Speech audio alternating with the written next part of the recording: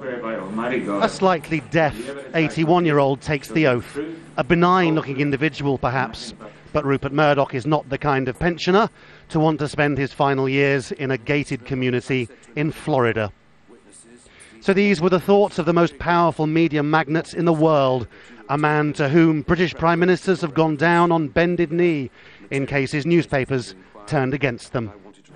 I don't believe in using hacking. I don't believe in using private detectives or whatever. I think that's just a lazy way of reporters not doing their job. I've never asked the Prime Minister for anything. I want to put it to bed once and for all that that is a complete myth. So what's the myth, Mr. Murdoch? That I used the influence of the Sun or the supposed political power to get favourable treatment. You could see the influence he still exerts down the road at Westminster, where the current crop of politicians are in a huge mess.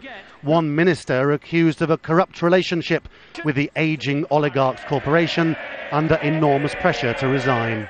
I do say this to the Prime Minister. While his Culture Secretary remains in place, while he refuses to come clean on his and the Chancellor's meetings with Rupert Murdoch, the shadow of sleaze will hang over this government. And Mr. Speaker, it's a pattern with this Prime Minister. Andy Coulson, Rebecca Brooks, and now the Culture Secretary. When is he going to realise it's time to stop putting his cronies before the interests of the country?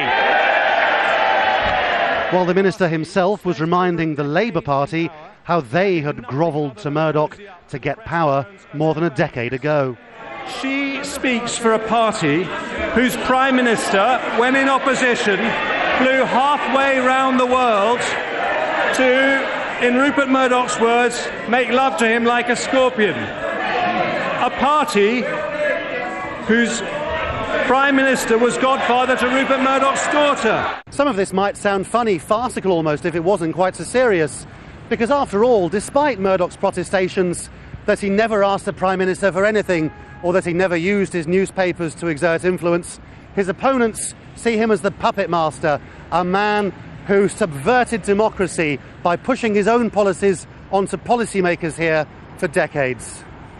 So if this was revenge on politicians for turning against him, it was subtle, gentle almost. By saying that they've chased him over the years, he implied they're weak, which, to be fair, he thinks many of them are. Laurence Lee, Al Jazeera, in London.